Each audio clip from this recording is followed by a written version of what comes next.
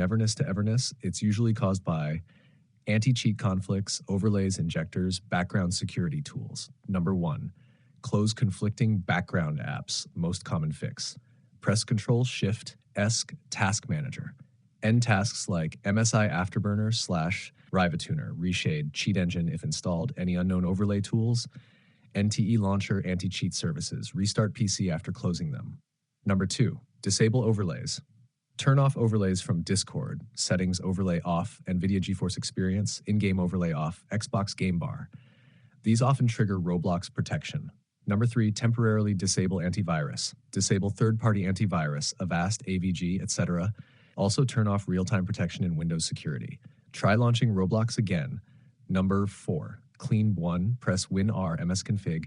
2, go to Services tab. 3, check Hide Microsoft Services. 4, click Disable All. 5, go to Startup, open Task Manager. Disable All. 6, restart PC.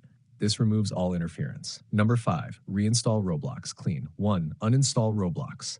2, delete these folders.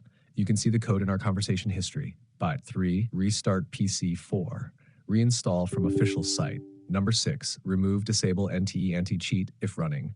Some builds of Neverness to Everness install background services. Check services, services.msc, stop anything related to NTE anti-cheat, or uninstall NTE completely. Test. Number 7, advanced fix if still not working. Open command prompt admin and run. You can see the code in our conversation history. Then, you can see the code in our conversation history. Why this happens.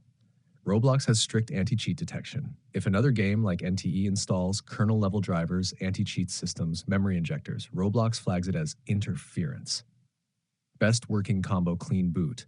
Disable overlays. Stop NTE background services. Fixes it in most cases. If you want, tell me what apps you installed with NTE, your antivirus name. I can pinpoint exactly which software is causing the conflict.